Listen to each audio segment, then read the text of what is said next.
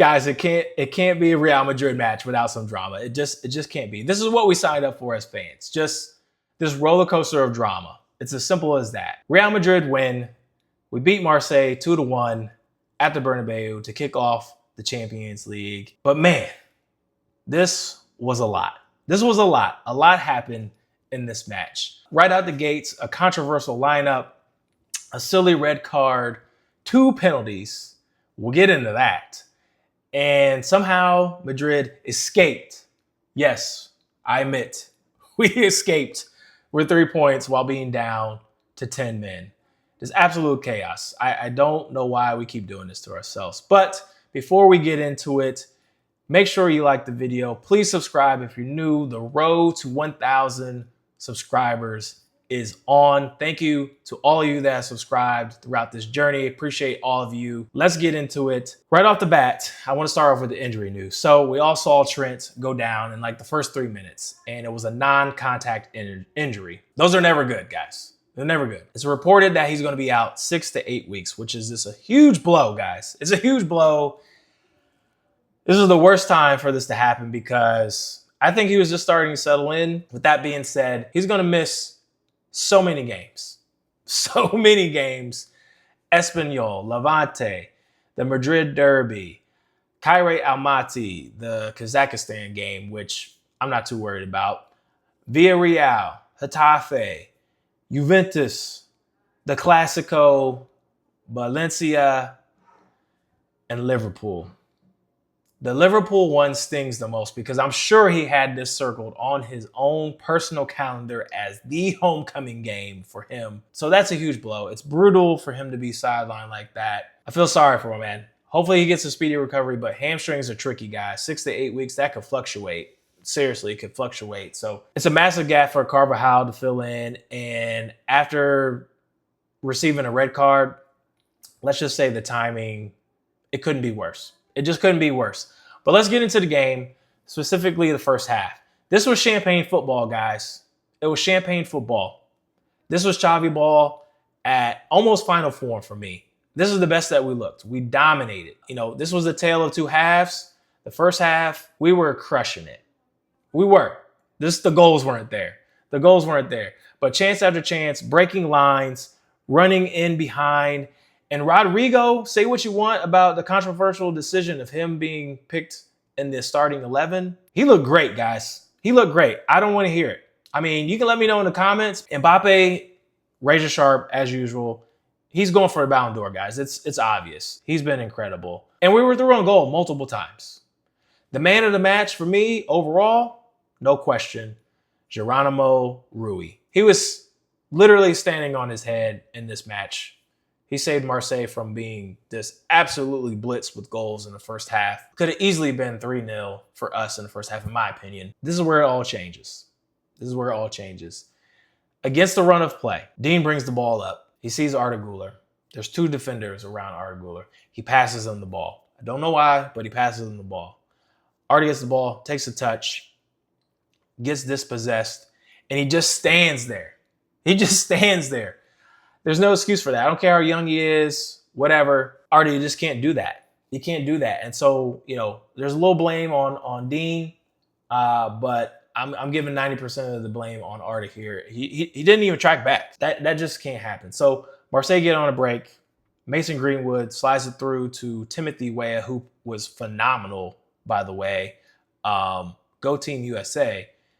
What the hell was Juventus thinking playing this guy at left back? I have no idea. They also gave us Dean Howson. So anyways, and he finishes the pass Courtois. And just like that, it's 1-0. We had all those chances. We were dominating. And one mistake just flipped the game on its head. And Marseille are up 1-0 at the Bernabeu. But then we got the penalty. Rodrygo, like I said, he's playing great. It's a clear penalty, guys. Mbappé puts it away. By the way, I'm glad he's our PK taker. Like, I'm glad that's just done and dusted. That was it. But overall, I still thought that was our cleanest 30, 35 minutes of the competition. You know, the intensity was there. We were pressing. There was a lot of combination play. It just felt like we left a bunch of goals on the table. Now, the second half, this is where things get interesting. And this is where I'm very indifferent on how the outcome of this match overall played out for me. The energy just dropped and the momentum shift. You could just feel it. But Marseille, they look good at the restart. Kondogbia, how was this man bossing us in the midfield? I completely wrote him off, and he was out there just doing whatever he wanted. And then I realized we stopped pinning them back. Our possession lost bite, and honestly, it felt like the game might tilt their way. So I don't understand that. I don't know if this team just doesn't have their legs under them yet, if we're playing too intense in the first half, first 45 minutes, and it just kind of carries over to the second half and there's this huge drop off. We've seen this a couple times actually, but there was a 10 to 15 minute spell where I was just like, Marseille could get a second goal against us. I was a little concerned, guys. I was a little concerned. I can't lie. Then the moment that made this very messy was the Carvajal red card. Look, as a captain, as an experienced vet, as a serial winner, how do you lose your head like that? How do you get baited so easily? And then you do a Zinedine Zidane headbutt. I know it was soft, guys, but it took me back to that. What did he say to you? What did he say to you? I don't care how soft the contact is, guys. If you dip your head and make that movement, VAR is going to see that, and you're out of here every time. You can't leave your team down 10 like that. It's just foolish, and he put us at risk. And then the penalty, the second penalty. I heard a lot of the Madrid guys talk about this. Everyone's saying it's robbery. It's never a penalty. And I had to say, when I saw it in real time, I said the same thing. I said it while I was watching the match. It was a harsh call. It shouldn't have been a penalty. What is that guy supposed to do there? And now I've been going back and forth on it. I've watched it over from different angles, slow motion. And when you look at the images, it's not so straightforward, guys. It's not so straightforward. And if you look at the rules say it's not a penalty if the hand is on the ground as a player slides. His hand, his left hand, clearly wasn't on the ground. It wasn't on the ground. The rules also say it's not a penalty if it hits the supporting hand. So in this case, his right arm is supporting him, his right arm, and the ball actually hits his left hand. That makes it a different scenario for me, guys. Is it a harsh call? Absolutely. I'm not saying I fully agree with the ref. I'm not saying that, but I can understand why the penalty was given once you slow it down and look at it. The left hand was not the supporting hand. And I know what you're going to say. What is he supposed to do with his hand? I mean, I never played defender. I was a winger. I was never in that situation. Now, I know I'm going to get flamed in the comments. I know Dave did a whole, the industry, Dave guy did a whole thing about how this was robbery and we should not be winning matches like this. I agree. I don't want to win matches off of penalties. I don't even want to be having this conversation. But the rules are the rules, and it's unfortunate that it happened. Let me know in the comments what you guys think about this. I'm sure everybody is still talking about this. Barca fans, I don't think I'm a big enough YouTuber right now for the Barca fans to be in my comments, but the rest of you guys, let me know what you think about the second penalty call. With that being said, here's why we deserved the result, guys. Even with the chaos, Madrid created more than enough chances to win this match. The volume of shots, big chances, all that stuff was there. All of it. Come on. Our XG was like 4. We left so many goals out there on the pitch. The red card and the soft penalty overshadowed this performance by far, and that's why we're talking about this today. But across the full 90, let's talk about Xabi Alonso. Xabi Alonso in 5 games has started 5 different 11. And one thing about Xabi Alonso is he's not scared to make the big calls. Controversial lineup, sitting Vinicius. He's done this before already, and it worked. And all you guys that are talking about Rodrygo isn't better than Vinny. Xabi Alonso shouldn't bench Vinny. Vinny should always start. You guys are just fans of Vinny. You guys aren't fans of Real Madrid. I have to call you out, guys. I've seen this before with Ronaldo. I've been around to see this with a couple other players. You guys are just fans of the player and not the team. At least that's the way you guys are talking. Stop yapping. This isn't Carlo ball anymore. This used to be Vinicius' team. For a hot minute, it's not anymore. There's a new manager in town. Xabi Alonso is letting everybody know that if you are not performing to where I think you should be, you're sitting the bench. And he rotates. So get used to this, guys. because Vinny did not perform against Sociedad. He didn't. Rodrygo justified starting in this game.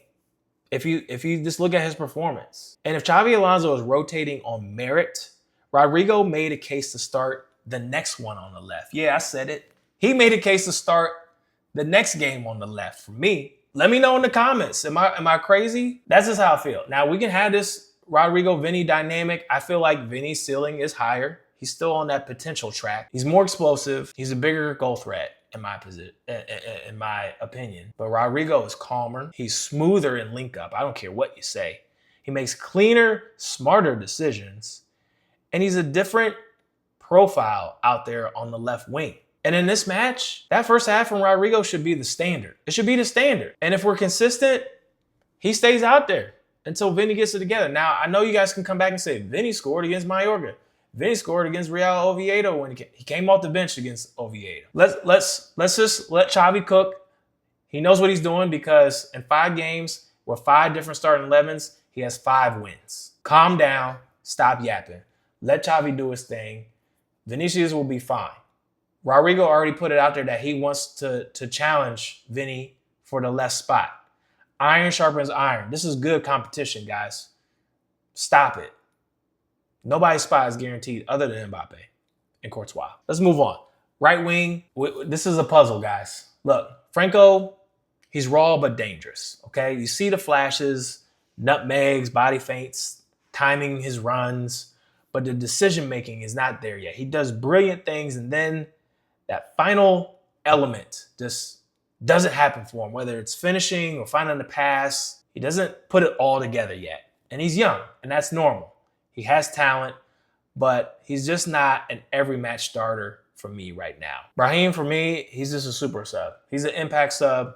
I think during his career at Real Madrid, he's had more impact when he's come on as a sub than as a starter. But right now, I think Rodrygo is the best option at right wing until Franco can get those things together. In the midfield, Tchouaméni, I have nothing to say. He's been magnificent. He was magnificent in this match. The question is the two next to him. Fede and Arda bring so many tools, but we are still missing that natural metronome out there in the midfield who just calms everything down under pressure. And I think that's why the return of Camavinga and Jude just gets me very excited because those guys can change everything in our midfield right now.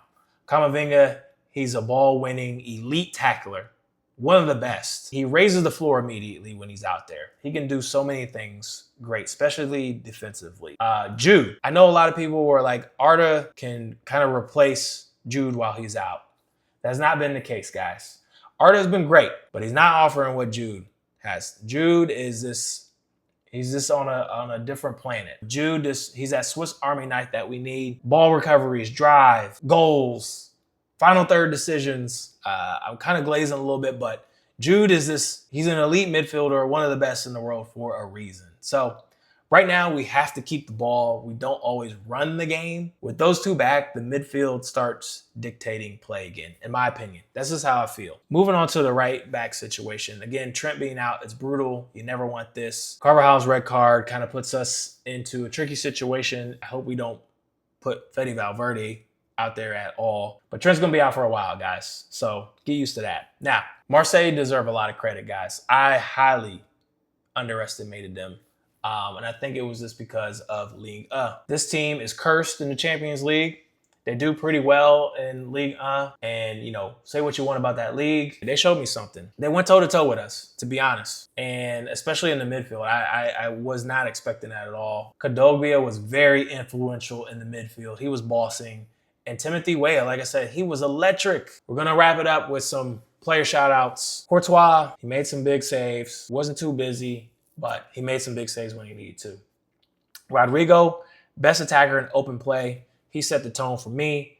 Mbappé is just cold from the spot. Just in general, he is absolutely flying out there. He's just relentless in every match. Tchouaméni, quiet control in a very chaotic game, guys. Man of the match for me, Alvaro Carreras for Real Madrid. He was phenomenal. He kept Mason Greenwood, who I said was the most lethal player for Marseille. He kept him at bay. And I was a bit worried because Carvajal hasn't really faced anybody crazy in La Liga to test him out. And this was a big test for him, and he passed with flying colors. Now, looking ahead, we're not perfect yet. We're not perfect yet. We just need to clean up the discipline. That's it. This team is very resilient, but the discipline just gets us in these tricky situations. The midfield, we get our general back. Jude, Camavinga, we'll have something to play with in the midfield now as far as rotation and everything like that. And this team's ceiling, it shoots up fast now that we have Jude back. It really does. And the performances of Rodrygo on the left, Vinny competing for that spot, Mbappé in form, our back line, we got some injuries, but overall, we're solid defensively, guys. Overall, we're very solid defensively. So I feel good. I actually feel good looking ahead at this squad. Outside of the injuries, I think everybody's getting better, performing better. Arda had a terrible game. I can't sugarcoat that. And that penalty call, guys, we'll be talking about that for a while. I don't want to talk about it, but I know y'all will be talking about it for a while. It's all debatable at this game. And I think that's the problem with all of this. It's like VAR and the referees and the rules and all that stuff. Maybe, there needs to be some tweaking there, but it is what it is. So that's my take. Who was your man in the match? And the big one, was that a penalty? Was that a penalty or not? Let me know in the comments below. You guys know what to do. I'll be checking the comments to see where you guys think about that and see where you stand on that. Be sure to like the video, hit subscribe. Stay tuned for my next video. Until then, be well. A la Madrid. Peace.